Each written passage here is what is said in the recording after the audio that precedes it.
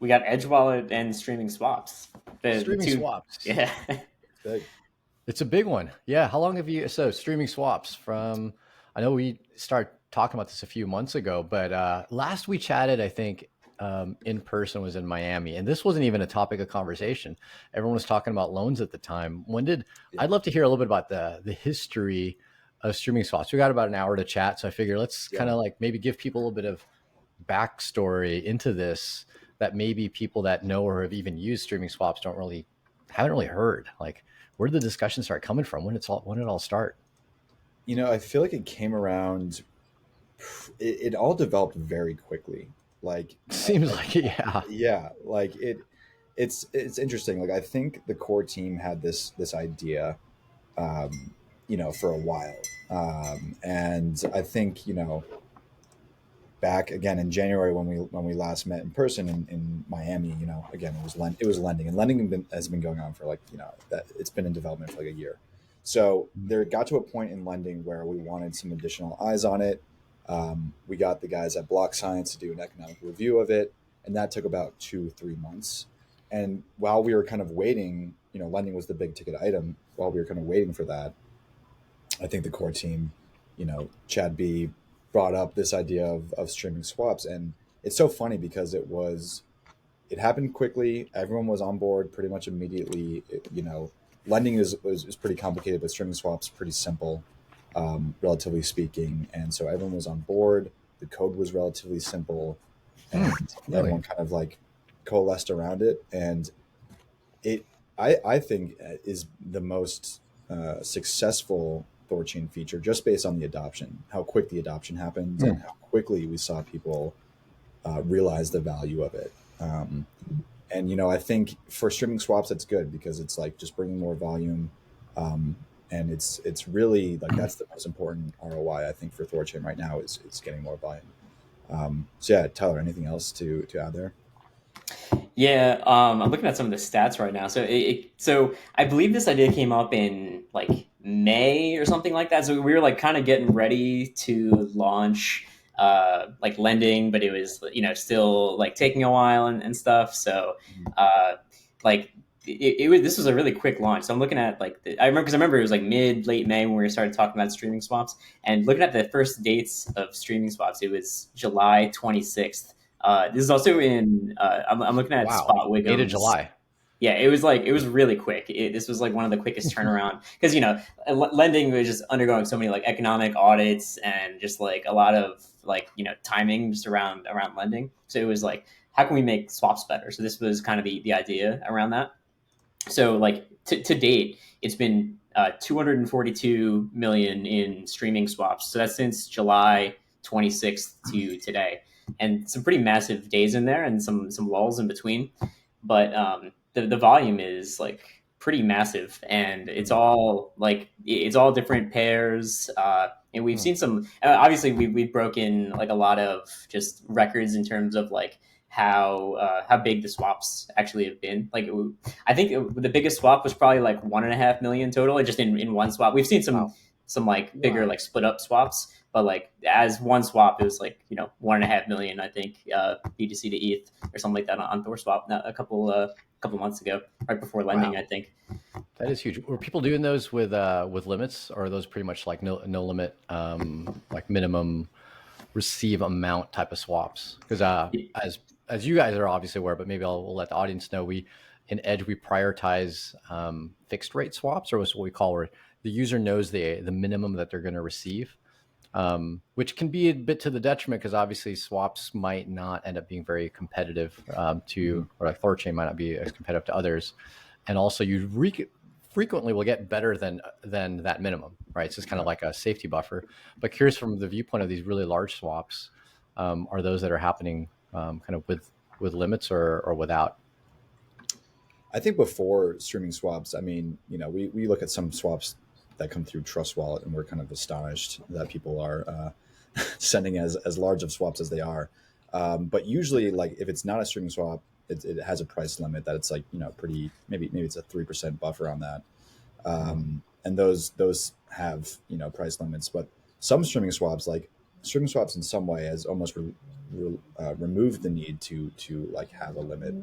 Um, and so we've seen a lot of really large streaming swaps without any price limits, and they do very well because it's THORChain's version of a TWAP, a time weighted average price. So, if you split it over several hours, then you're giving arbitrage time enough to refill the pools, rebalance the pricing, and usually it works out nicely. And this is something that's really effective for the Ethereum pool, the Bitcoin pool, the most liquid The pools big on guys. THORChain. Yeah, the big guys. Yeah. Obviously, it can get a little dicey if you're aping a 1 million swap with a 1 block interval on I don't know, one of the more shallow pools, one of the stable coins pools that doesn't have as much liquidity. Then you might run into some issues. You need, because it really relies on arbitrage to keep the price in line. And Right. so for those, it's like always recommended that you know make it, set the interval a little bit longer. But in some ways, especially for the large pools, it's kind of removed the need to set a price limit, which I think is great. I think so to kind of rewind a bit, I think we're kind of talking inside of our little bubble where we kind of know all the terminology and words. We should probably cover what we're talking about to those that are maybe a little new to the feature of what is streaming swaps to begin with. When you guys want to kind of take point on kind of high level 1 minute pitch of streaming swaps, then we can dive into some of the nuanced detail of some of the parameter settings and then what we do in Edge as far as like those parameters and how we can tweak them. Absolutely. Yeah, sure. So streaming swaps essentially is taking a large trade and breaking it up into multiple smaller swaps and executing them over a period of time. And basically, it allows arbitrageurs to come in and rebalance the prices while that swap is in flight. So instead of needing to meet the liquidity demands for your big swap all at once, it can meet it slowly over time. So it has less of a price impact. So you end up paying less fees. So that's essentially it. So it just takes your one swap, chops it up to a bunch of tiny ones, and then bundles all the outputs together and sends it all out at once. So it's just an on-chain TWAP. Got it. All right. In a way, if you think about it from a viewpoint of like a trader mentality versus a retail investor, I think retail investors that use like Robinhood or Coinbase, not the previous Coinbase Pro, aren't used to this concept. They usually just get, here's my quote, and I get that price, and there's a fee slapped on, which kind of includes the spread. Yeah.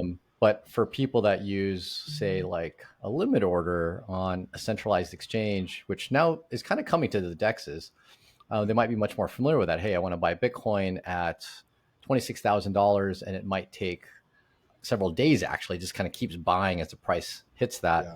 Yeah. That it is in some ways, really similar to it. Would you say? It's kind of almost absolutely. Almost like a limit order if you were to put in a limit, ironically, right? Yeah, if you were to put in a limit. Otherwise, it's just kind of market orders, but broken up to kind of alleviate the price impact. Yeah, no, absolutely. And I think there's an interesting debate of like, how much do we want to emulate the traditional finance trading architecture of limit orders and TWAPs? It always is going to be different for THORChain because THORChain is not an order book. We're an AMM, right? So we're just dealing with liquidity pools that people trade against. And so when you have a TWAP or if you have a limit order, like there is a order book feature that's been proposed for THORChain. A lot of the code is actually already submitted. It's just not enabled, but it's never going to be the same as a traditional finance limit order because you're not trading against an order book. You're trading against a liquidity pool. Right. So I think there becomes a debate of like, how do you present this to the user? And one implementation of streaming swaps that I really like is THORswaps, where they basically have a price optimized or a time optimized. So that's kind of like the easy like decision that the user makes. So price optimized might be a streaming swap where it's split up into many sub swaps and takes a long time, but your price impact, you basically get a better price at the end of the day. Or you're time optimized, you just want to get in and out of the trade, and your price might be not as good, but you're saving time on that. So that's kind of I think the correct mental model, or at least like kind of the easiest to get across. And so I don't think that there is really a exact one-to-one to the traditional finance TWAP. Although if we ever get to a point where THORChain is vying for those traders, then maybe those user experiences will change. Yeah, I think there's definitely some value in, at least even if the underlying system works differently and it is an AMM, being able to provide a similar UX, I know has Yeah. been asked of us. Yeah. Um, and a lot of people, especially just a basic limit order, like, hey, I want to buy and I want to put this price way below what the current market is. Just leave it open for months, right? I don't care. I'm just Yeah. waiting for that catch the knife dip opportunity. I would love to be able to place those kind of orders. And admittedly, those are the things that I stopped doing when I made the decision. I am not using a centralized. I'm not leaving my money on a centralized exchange. There went all of the catch the knife opportunities where I literally had money to sit in there. Yeah. And if I had the ability to do that with THORChain, I would happily go and deposit some funds again. It's just like put in some tether, Yeah. right, and put in an Hmm. order and hope it swaps. So I'll be at least the first vote, if not the 100th vote, for that kind of functionality. And then you get to appeal to a lot of the what do you call it? A lot of those YouTube, TA trader Yeah. types, Yeah. the crypto NDOs and to some degree like BitBoy Crypto, and who knows who that is anymore, right? Um, Yeah. so yeah, for sure those are some value. But in the meantime, you have something that gets us a nugget there with streaming swaps. On the technical level, you guys started kind of talking about like the different like parameters and settings and whatnot. Uh, you guys describe a little bit of the technicals behind that? Like, what do those things, different buzzwords mean? Because I think some user interfaces, Edge kind of being, definitely an exception, that we try to hide a lot of the complexity from Yeah. users. But for those that might run into the more technical UXs that give you access to these parameters, what are the different things that can be set for a streaming swap? Yeah, so I don't think there's actually any interfaces that will let you just input everything. I think that every interface that uses streaming swaps abstracts it away, which I think is probably the right way to do it. Yeah, because like it is a little bit unpredictable, and I think Okay. that the interfaces are going to have the best idea of what gives the best execution for the users, and like so I think that everyone is kind of in the same boat as you. But so there's two parameters which you can specify for a streaming swap. Well, first off, you say whether you want to do a streaming swap or not. You don't have to do one. I think it's almost always better to do a streaming swap, unless except for like some very specific circumstances. But there's two things you can specify, and that is how many trades to break your swap up into. So you can break them up, not infinitely small, but you can break it up into as much trades as gives you 5 basis points of slippage. So that's pretty much as low as it goes. And that assumes perfect arbitrage in between, but like you can break them, you can break up a trade a lot. And what that means for like an ETH to Bitcoin swap, that's probably around like an individual swap size of maybe like 2 to 3,000 each for each mini swap. Each sub swap Each is what we mini call them. swap. What did you Yeah. mean by like that amounts to about 5 basis points? What did you mean by that Yeah, part? so that's as low. So you can't really break it up infinitely, because if you break up, you break up a $1,000 trade into 1,000, it's going to become like too small and just become too many parts. So there's a lower limit to how many times you can break up a swap. So the math behind it is like whatever is 5 basis points, 99.5% or is 99.95% of Yeah. the of that original amount. Whatever would give you that amount, 99.95% of the original amount, that's how many times you could break up the swap. So there's a lower limit. So if you're doing a stream, if you try to stream like $1,000 swap, you won't even be able to stream it. It'll just execute as a normal swap, because you're already getting less than 5 basis points of slippage on that amount. I see. So So it's yeah. it's if you would have gotten less than 5 basis points in a single swap, then it's not going to stream it.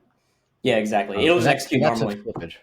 Got it. And that's of slippage specifically, not all the other fees that potentially could go into the swap, such as the network fees and all that. Those are obviously kind of static. Like you're going to have to pay those no matter what, Yeah. independent of the number of like streams. Okay, that's fair. Yeah. So, and 5 basis points is tiny in the grand scheme of things. So, Yeah. Yeah, so it basically means that there's a lower limit to the amount that you can stream. So you can't stream like $100 swap unless it's a really shallow pool. For Bitcoin to ETH, it's probably, I think it's around 2 to 3,000 as a minimum swap size. So if you're doing $100,000 swap, there's a really a minimum of like say between 30 and 40 sub swaps you can actually do. You can't do 1,000 sub swaps and break it up even smaller. And that's just to enforce a lower limit on the amount of fees that are actually being collected by the protocol. Because otherwise, you could just break it up infinitely and just have it go, have it TWAP over a year, and it runs into other problems. And so really, so if someone tries to do a swap, and the protocol basically says, just do one, right? Just do one instead of trying to break it up into multiple. And I think there's an API that basically helps do this suggestion. That's in the THORnode API. Then if you are seeing what amounts to more than 5 basis points in total spread from source to destination asset, really, that everything other than the 5 basis points is attributed to something else, whether it be affiliate fees or network fees or anything else. It's not the actual slippage. It's everything tacked onto that.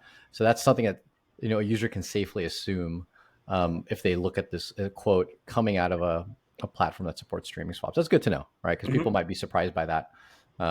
Okay, cool. And so you had mentioned one of the parameters is how many. You said how many swaps. That's the one is the quantity. So there's a subswap quantity where you say how many swaps, and THORnode will tell you how many is the maximum. So you could just ask it, hey, what's the maximum I can do, and it'll say for this size you could do 37 subswaps, and it'll just do it. And then the other quantity, the other thing you can tell it is the interval. So that's how long to wait in between subswaps. So you could tell it to swap every THORChain block, which is about 6 seconds. You could tell it to wait every 10 blocks, 100 blocks if you want. You could tell however long that interval is. And it's still pretty new, where I don't think we have really the best data on what the best interval is. I think you can go pretty low for like assets. Like if you're doing like USDC to USDT that are always going to be, there's no volatility between them. I think you can probably do an interval of 1 where you're swapping every block, and those will just get arbed because there's a lot of arb activity on those chains. But say you're swapping into a not so arbed pool, like a Bitcoin Cash or but WBTC, maybe something like that. You might want to turn the interval up so that way there's more time for the arbs can come in. And so it really just depends. And I don't think that's not really down to a science yet. So it's really just up to arbs to get better right now, because there's a lot of opportunities with streaming swaps to rebalance the pools between trades. Now, how does an arb actually come in between one block, right? So you do a swap on one block. An arb can't actually fully execute until it gets confirmed in the next block, but then that's the next time that you're trying to swap. Is that even a safe setting to ever use, is like a 1 block interval, or do you need some actual confirmations to happen to see the arb take effect? Well, you can with synths, because synths execute on THORChain blocks. So you can arb it. You can't arb with L1. Like if you're doing an L1 transaction, that'll never happen. Bitcoin blocks 10 minutes. Synth. But no, yeah, with THORChain 6-second blocks with 1 block. Yeah, because you can arb the same block.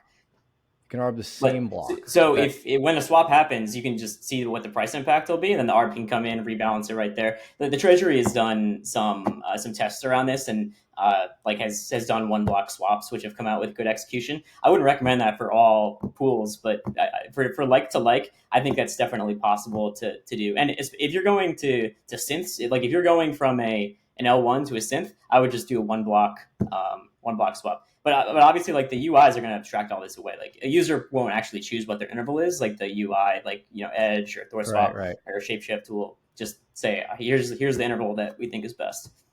And for those that are actually using THORChain and Edge now, with the latest release, we've re-enabled swaps in THORChain. We had a bug ourselves that I'll freely admit just caused very specific, thanks Eridonis for kind of finding it, that just caused some swaps to fail. So no one was losing any money other than the fee that you do to spend into THORChain.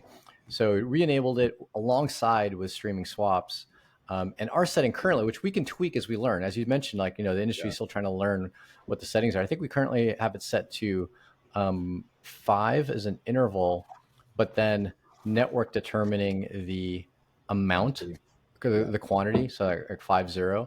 And we can tweak that live on our server to determine, to kind of change it as we determine that different numbers are ideal. Now, the interesting thing is when you set it to 0, which is the setting of let the network determine the quantity, does it determine the quantity outright right at the very beginning and then say, okay, I'm going to go ahead and do this many, or does it just kind of keep going until it kind of No, finishes? it determines right up front. So there, for the engineers out there, there's basically a streaming swap endpoint on Thornode that you can hit, and once the network has seen your streaming swap request from the L1 chain, like Bitcoin or Ethereum, whatever, it'll create the streaming swap, and it will, if you have zero, as Edge is doing, you'll see the quantity on that endpoint. So it determines up front, tells you, hey, I'm going to do 200 streaming swaps, and here's your current count. Here's how much BTC I've done. Here's how much I have left.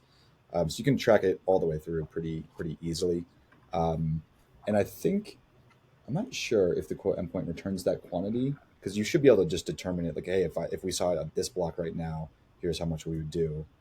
If we don't have that on there, we definitely should, because it is deterministic, obviously. Got it. But I yeah, think it returns the time, which you can derive the quantity from the time.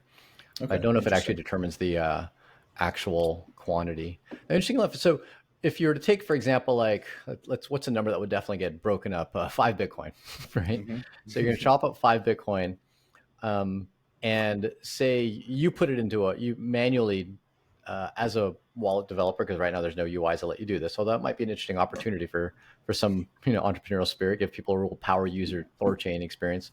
Um, Yep. Put in 100, right? So 100 swaps. What is the protocol trying to do on each swap? And what determines how much ends up getting swapped? So I'm trying to do 100 swaps, and I'm doing 5 Bitcoin. What's the determining factor of how much gets swapped on each interval? So it will try to break up your 5 Bitcoin. If you define 100 as this is how many swaps I want you to do, it's Mhm. going to try to break up that 5 Bitcoin evenly between Oh, those 100 really? swaps. Yeah.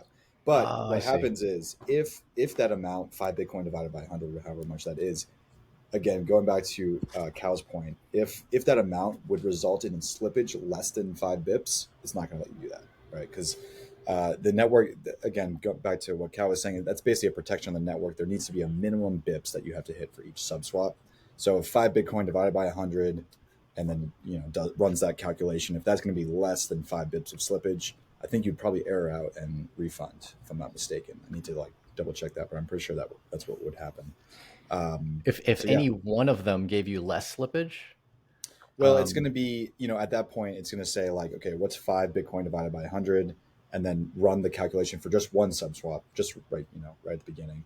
at the very Um, beginning. Okay, yeah, right at the yeah, beginning, but right not at the not beginning. like not at any later point in time, I Hmm. don't because think obviously at that can any later change. point. Yeah, it could change, Okay, got it. obviously. Yeah, Going to yeah. change. So I Yeah. think it's just like right up front. If your sub swap is going to result in less than 5 bips, then it'll be like, nope, can't do that. Yeah, That's why. I mean, yeah. sorry, I was just Sorry, going to say I just checked it right now on THORChain.org. There's a little oh, calculator nice. where you can just check the single swap to a streaming swap.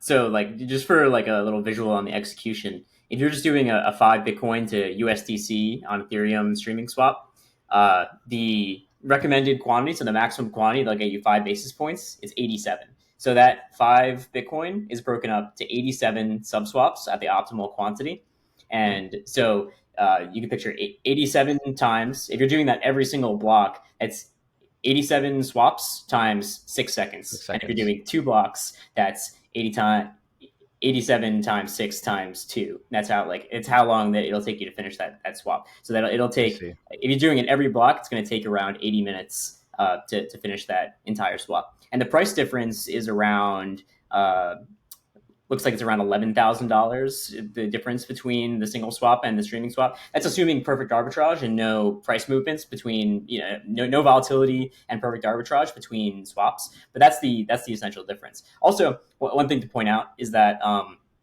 there's an outbound delay time on THORChain where large outbounds are held in the network, and Mhm. the streaming swap time counts towards that outbound time. So that the difference in time where you actually get the USDC out in this case is only around 6 minutes actually, because in the single swap time it would just hold your USDC there for about an hour. In the streaming swap time, it's actually just doing sub swaps in that same amount of time. So I see. you're just almost strictly getting a better deal doing a streaming swap, and I wouldn't do a regular swap in this case. All right.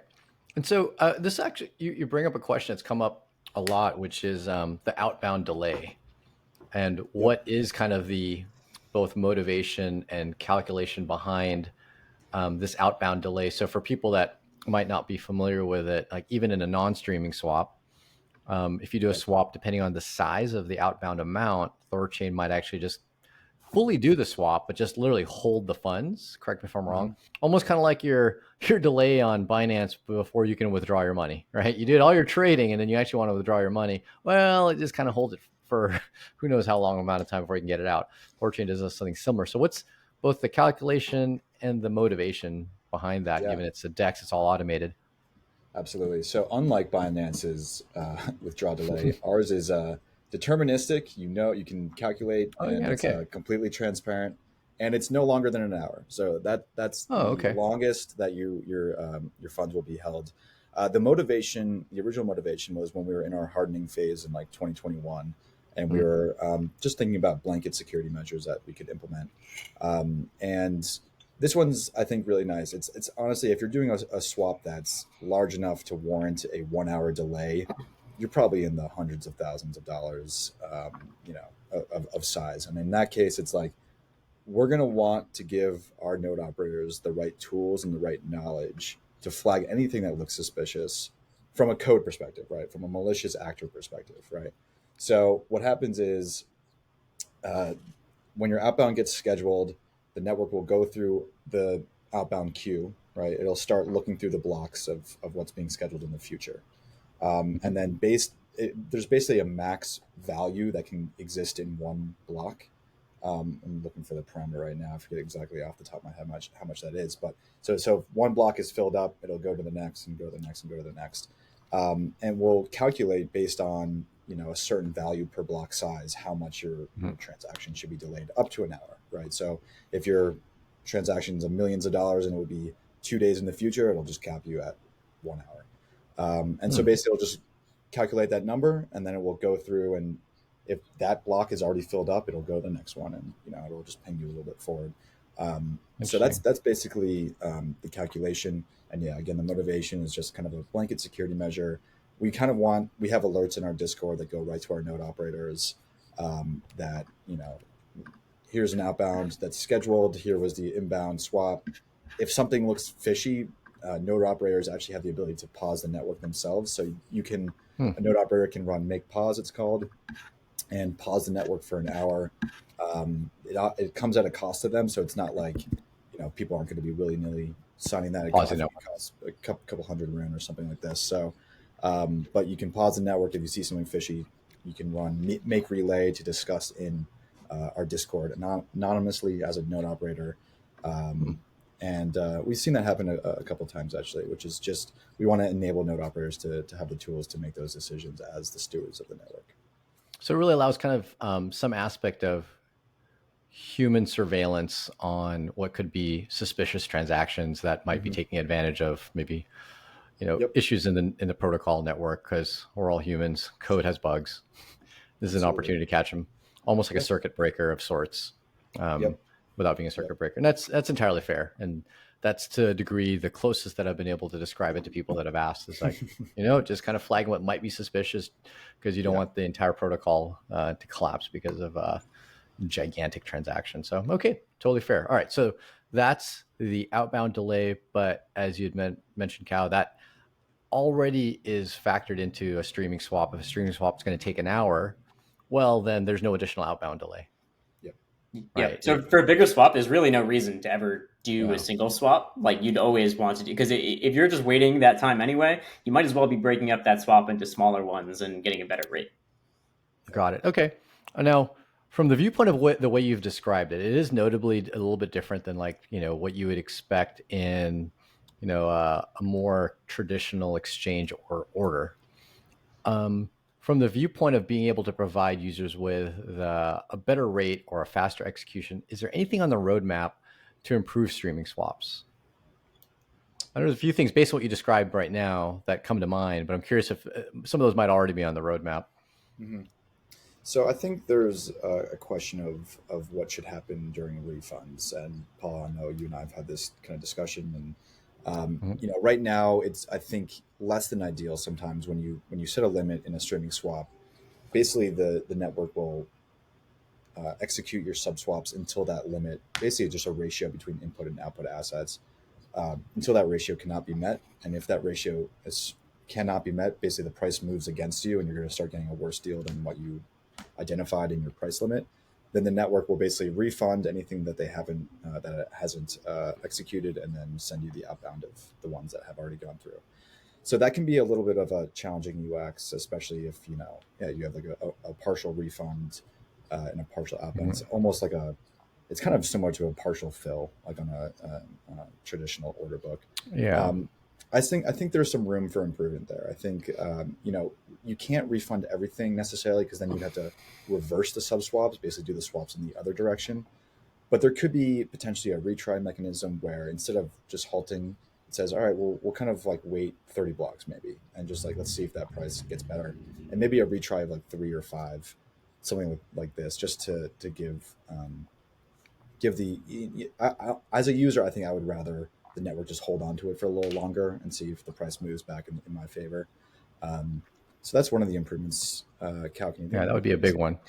Yeah. Yeah, I mean, this isn't directly on streaming swaps, but it's just like it's order books in general, right? And that's kind of like what you're talking about a little bit, where it's like you place an order and the limit isn't met, but it can just sit there as a limit order instead. So it's like instead of just refunding, which is sometimes preferred, like I could see there's definitely an appeal to fill or kill, like that's obviously like a very TradFi concept, but there's also the concept of limit orders, and I think that would also be a pretty nice improvement on top of streaming swaps, because then you have the optionality of just like fill or kill, or just place it as a limit order, and then whenever the price dips or goes up to whatever will fill that order, then it gets filled. So I think that would be a good experience.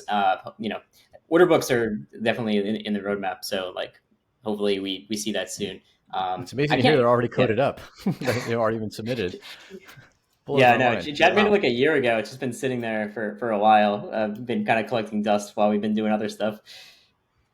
Yeah, the challenge with order books is I think they're great for the traders. The UX is much more complicated, but it'd be so long as the order books can be wrapped with a AMM like interface for the taker. I call it the taker interface versus the maker interface.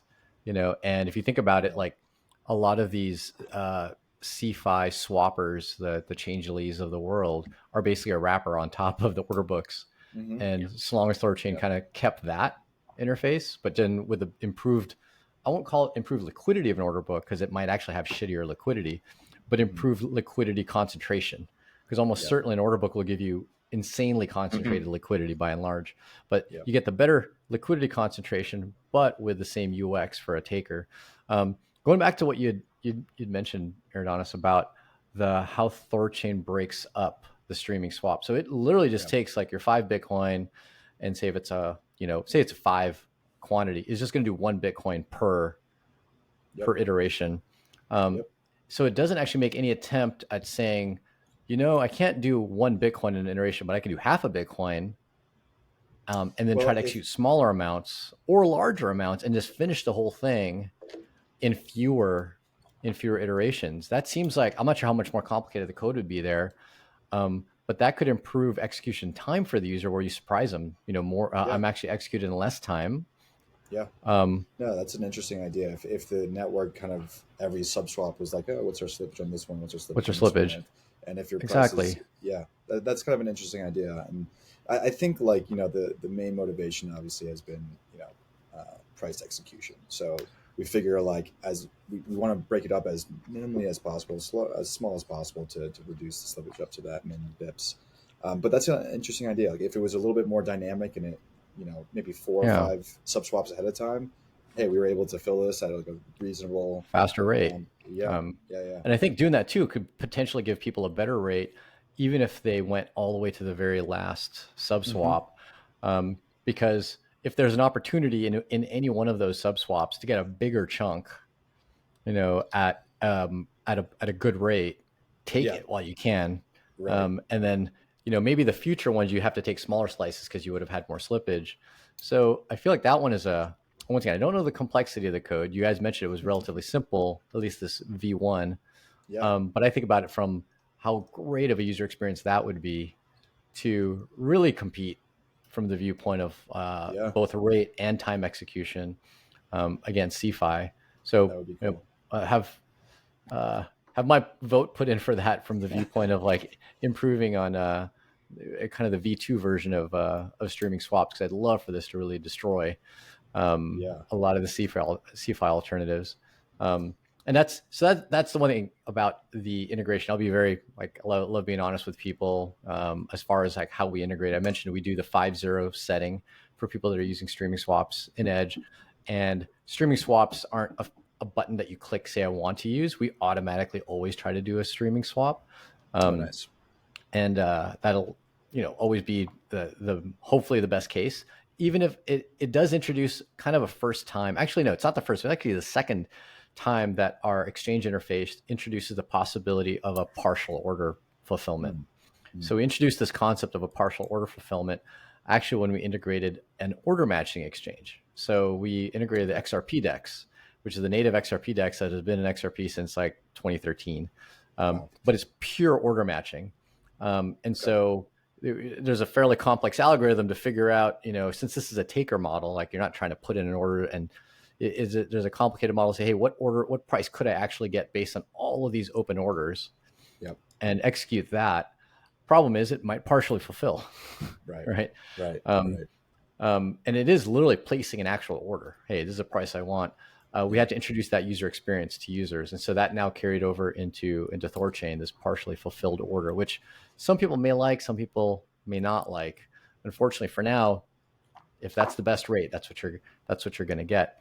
Now, granted, because of this, I think even splitting up of the order, where once again, that 5 Bitcoin over 5 quantity swaps, 5 sub swaps gets broken up evenly, and the odds of one failing could cause the rest failing. While the user still gets a partial fulfillment, it might still be, we want those odds to be fairly small. It's kind of the important thing to at least us. We're taking a guess, right? Please speak up if you at all disagree with anything I'm saying, because we're taking a guess based on the existing user feedback. But if you have a high chance of a swap failing, we want to decrease that odds, even if it makes the quote less competitive, because success is an important piece. And so we're having to add additional slippage estimation into the quote to help that swap succeed. And some of these changes that I'd kind of mentioned, that could really eliminate some of those concerns. We do dynamic slippage estimates based on other factors, such as the amount of, and you guys gave us this great feedback in the sense that, like Bitcoin, if that's your if that's your kind of inbound asset, the one you're trying to sell, has a 10-minute confirmation time in hell. Last 2 weeks, it's at least, exactly. In the last 2 weeks, it can be like an hour. And so for those assets, we have to add additional slippage just because we just don't know what the price is going to be. And for faster assets, ETH, and I think you guys have like Binance Smart Chain now, those we can crank that number way down, and then therefore making THORChain much more competitive. And so just to make people aware that is some of the things we think about, but we would love feedback on what people think is the priority to them, especially if they don't want to have to be a power user. If they don't want to have to flip dials and knobs on their settings, what's kind of the thing that you guys most value to be kind of automatic for you, and how can we craft up that logic is kind of that open-ended question. So feel free, chime in, holler at us. You know how to reach us. You got all our Twitter information. No, and I think it's a good way of thinking about it. I think Edgewell, you've always been like a very advanced integrator where you think deeply about the different factors at play. It would be great if the streaming swap was more dynamic, and maybe basically it could look and say, okay, so you set a limit, and if a certain sub swap could be bigger and still reach that ratio, like let's do as big as we can up to that ratio. Could be an interesting thing. And luckily, like when you have to add a little bit more padding, as you're talking about, for streaming swaps, you have a lot of space, because like usually a 5 Bitcoin swap would probably be hundreds of basis points of slippage, and now you're down to maybe 10, including the outbound fee. So you actually have a good amount of of leeway there. You could maybe bump that up to 20, 30 bips in terms of the buffer that you give it, and still be getting probably better execution a lot of times Way better than centralized services. So I think, you know, there is a lot of room, and, you know, this is a pretty powerful feature. And it's also a feature that I don't think centralized services can really do. Like, this is a pretty unique feature for a decentralized exchange. And so, you know, we're pretty excited to keep tweaking it, to keep working with, you know, projects like Edge Wallet to improve the user experience, make it smarter, make it better. So it's been great so far.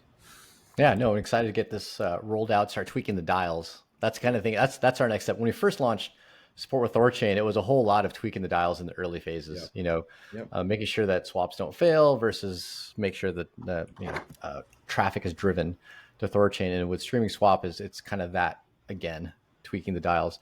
And you guys gave us some interesting insight, which we didn't quite code up yet, but I think that might go into hopefully a release in the next month or two, which is that you mentioned to us that the parameters, the quantity and the interval for these swaps, basically how many of these sub swaps and how long you wait between them, is very asset dependent. Yep. And right now for us, that's kind of a global value. We can tweak it, but it's a global value across all assets. Our additional slippage that we apply, we can make that on a per asset per chain, but we haven't kind of done that for the streaming swaps parameters, which now that you guys have mentioned that, looks like it should be something that we'll need to add so we can really optimize and fine tune some of these pairs, especially these high value pairs. And if someone's going from ETH Bitcoin and liquidity is really good, then we can try to optimize for that and not have people waiting as long or getting as bad of a rate.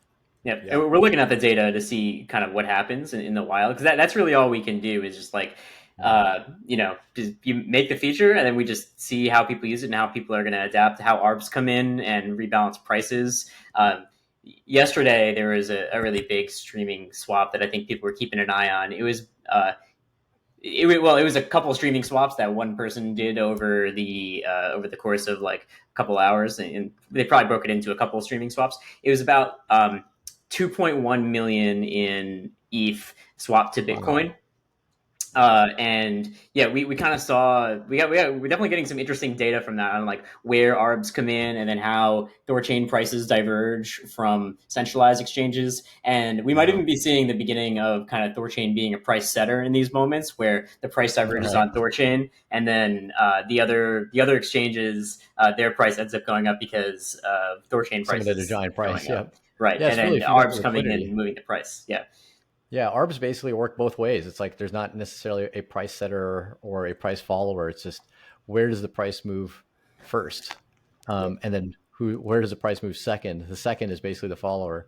And if a lot of the volume is on THORChain, you guys are the price setter, which is awesome. Right. It's like where is liquidity at that moment? So it's like we're definitely getting better data around how arbitrage is working between centralized exchanges and THORChain, and with that, I think we'll get better data around, especially the interval, which is kind of the question mark step, because you can break it into as many sub swaps as you want down to that lower bound, but we still don't have I don't think we have perfect insight yet onto what the optimal quantity is for all trade sizes. Do we need to measure how much arbitrage is going through that pool? Do we need to measure like something else? So there's definitely got to be better ways to do that rather than just like thinking of a global value. That's how everyone's doing it right now because ARBs haven't adjusted yet. This feature is only, we've only been seeing huge volumes of this for maybe like 2 months. So ARBs are definitely not at that level yet where they've all been like, oh, there's tons of ARB opportunity on THORChain, prices divergent from, 0.5% on Bitcoin and 0.5% on ETH because of these huge streaming swaps. There's a huge ARB opportunity there. So we haven't yet seen the huge ARBs come in and just like really up the game to where you can just do one block swaps. But we'll definitely get there, and it's just like everyone's gonna have to just keep adjusting and like tweaking the dials a bit, especially on the ARB side. When you put in the setting of like say a fixed interval, but what they call 0 on the quantity, and the network decides the quantity, what's the formula it's using to decide on the quantity at that point? It's down to that. It's what I said before about the 5 basis points. It figures out what the quantity is to get down to 5 basis points of Get down to 5 basis points liquidity fees. and that's based on a single swap, like the first swap, obviously, because you can't know the future swaps. It's just saying Yeah. break it up until the first swap would be down to 5 basis points. And then Yep. you just do the divide and then boom, use that amount going forward. Mm-hmm. Okay, got it. Okay, so yeah, I get it. And looks like it's an amazing, first iteration of the feature. One that God, I feel like almost does this even exist on same chain dexes? You can't do it on same chain dexes because same chain it's so dexes. much easier. I mean, Yeah, it's not even possible because you need to do it because we operate outside of the bounds of the individual block times of the other dexes. Right. So if you tried to do it on the same dex, you just couldn't because you're limited to their own block space. We exist intra block. Like we exist in our own block space, so it's like it's not possible to do. They're like trying to do this with like hooks and Uniswap v4, but you can't execute it the same way. It relies on a whole bunch of other factors. It does not work at all the same. It's true. You definitely need to you need something to trigger the swap on each block or each n number of blocks. If you're a big dex like Uniswap, which guaranteed you're going to have something execute, like someone's going to push the button every block. That pushing of the button could execute other things, although it could cost a lot for that one user. You could do it on something like Unibot could do it. You get a bot to do it. Yeah, Telegram, but then that's obviously custodial. That's different. That's obviously it's going to probably cost a lot in gas, and really Unibot has limit orders, which is nice. But yeah, they're maintaining custody of the keys, which is huge. Exactly, totally different. Yeah, totally different product altogether. This is amazing, and hoping for those improvements. I'm going to cross fingers. I'll put in my vote, chime in whenever I can. Put in those improvements. I think the user base will be happy with that, and it could once again less failures, potentially better price, faster at the same time. Yeah, there's also an interesting idea, like when we're talking about streaming swaps, it's basically a TWAP, time weighted average price, in the TradFi sense. There's also a concept in traditional finance called VWAP, volume weighted average price. And that's when and that actually could help minimize price impact for these pools that have less active arbitrage, where instead of doing it every interval, you wait for a certain amount of volume. And that volume implies that those pools are being arbed. I see. Yeah. So like if you could weight it by volume and make sure that your price impact is going to be minimal, that could be almost a better way, and potentially a quicker way to get this price impact minimized as much as possible. So that's an idea that I've just had bouncing around my head. Might look at the implementation of that. All the data is there. The network knows how much volume is going through each pool. So hypothetically, it should be possible, and maybe that could be an additional tool in our tool belt. I see, and a lot of this applies, I guess, when you are doing kind of like a no limit, where you're just trying to get the best price you can get, right? But you're willing to kind of go up and down, right? And that's true. When there's no limit, you're always going to trade, correct? Is there any failure case if there's no limit? Unless like a trading is paused on a certain chain, like if of course, the corner case. Something like that happened, then that would be the other case. But other than that, right. So in that case, you're just kind of trying to get the best price, and whether or not you wait volume, we wait time, could improve that best price case. So I could see how that could definitely improve.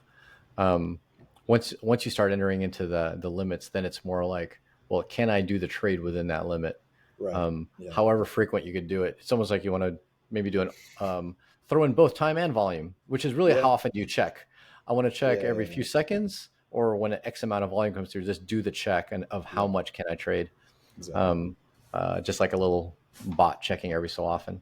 All of these are exciting opportunities within the space and getting us that much closer to fully replacing CFI. And some of these order types are the things that we're trying to get to. For now, just the consumer type of orders, which is a huge chunk. Well, cool. Not sure if anyone has anything else that you guys want to contribute, or if we should open up. I got a question. I want to know what's going on with Edge. Like, what are you guys working on? If you guys are going to implement THORChain lending or anything like that, I want to know what's in the pipes. Yeah, so lending, you guys actually fired it up sooner than we had expected. You guys are just cranking on all cylinders, and ironically, we actually had lending in beta a year ago. And so we have the full UI to do lending already implemented. With a bit of a subset, THORChain is probably capable of doing more than the UI that we've implemented, because we wanted something fairly simple. We wanted kind of like I hate to say it, Celsius BlockFi UI without the losing your money, right? It's That's and yeah, exactly. So it's a little bit more restrictive as far as like the asset support and the what I call the loan to value ratio. So we fix a few things to make it a little bit easier for the user, and also a little bit less degen for the user. But one of the key things that we had promoted was full end-to-end borrowing. All right, so lending, you mean borrowing as well, right? Because you can lend, you borrow. Because really, it's more of a borrowing feature, because you're It's lending. just borrowing. You don't lend. It's really borrowing, Yeah. yeah. So the borrowing was, and we didn't implement the lending side. So the borrowing would allow you to go mainnet Bitcoin dollars into the bank in one step, right? You just say how much you want to deposit, how much collateral, how much you want to borrow, hit go, and we automated the whole process, full self-custody. Like, we never took control of the funds. And there are 2 points of difficulty in that, which THORChain solves one of them. The 2 points of difficulty are swapping the Bitcoin into a token that we can, a token such as a wrapped Bitcoin, and as well swapping it into the asset that pays for the fees, such as Matic. Yep. And then second, which is the part that prevented us from getting out of beta because we lost our fiat exchange partner, which was to get it then into fiat, right? So the dollar is like USDC going directly into a bank account. We had a partner for that, as it is in the world of fiat, companies go out of business. And so that effectively kind of killed that portion of it. And we really wanted to deliver that full end-to-end experience where users didn't have to think about stable coins, right? With what you guys have provided, that definitely becomes compelling from the viewpoint of solving that first piece, where the deposit just goes right into the loan, and there's not much else you have to do. We do still have to solve the withdrawal piece. Fiat part is tough. The fiat part. Tough. The fiat part is tough. Yeah. The swap was also kind of tough. Yeah, the in swap a way. It's definitely tough. But we can certainly handle that for you, and we can certainly handle getting you pretty much any crypto that you want. But yeah, getting that to fiat is you're on your own on that one. And then I'll just be honest and straightforward. One of the things that we're being careful about, and when we decided to launch the lending on Aave, and we got a lot of criticism because we were also targeting really Bitcoiners, because it was a Bitcoin only, with ETH as like a close second implementation. Really, the target, put in Bitcoin, get dollars. Yep. And to the average Bitcoiner, they don't even want to touch a smart contract, right? And so we have to at least convince, like, hey, this thing has been around for years without security incident. And so I think the maturation of the protocol is a pretty important piece. And I'm convinced THORChain will get there, but it's still for early phases. So it's a phase where we're playing with it internally with like the existing UXs that are available, seeing how it is, play with small amounts. And there's also that limit, which I think is unique to THORChain in a lot of its protocol. Like Savers has like that upper limit. You have to wait till there's space. Whereas in other protocols, you just get a really bad rate, right? Your rate just goes to shit. So you're just like, I don't want to actually do that. So while we have a lot of the building blocks to actually, get it in, we want to be just honest with our users as to, hey, we want to pick stuff that's kind of endured the test of time. And right now the lending is the people that, like most of us here in this call, are like, all right, let's give it a try right now. A little bit of play money, see what it's like, experience it firsthand. But I will admit, you've definitely streamlined that UX part of it. That was a bit of a pain in the ass for us. So I'm excited to get it matured, get it battle tested, with the early adopters such as us, and then actually start deploying it to kind of mass market people like the BlockFi Celsius type users. That they don't want to know the details of what's going on underneath. They just put in the collateral, get dollars in the bank, and vice versa. Awesome. Well, we're looking forward to it. Yeah, same here. Cool. Well, great chat, guys. Super appreciate it. Once again, it's the streaming swaps. Great way to save a buck, if not $100, if not $1,000, especially if you're a whale. Raising the eyebrows of the team looking at statistics, on THORChain. So give it a try inside of Edge. Give us your feedback, especially. That's what we'd super appreciate. give us your feedback on it. Both us and the Nine Realms THORChain team. Give it a try. Awesome. Thanks so much, Paul. Really appreciate it. Yeah. No, thanks a lot, guys. Appreciate the time as well. Sweet. All right. Cool. Yeah, we'll catch you guys later. Yep. Take Take care. care.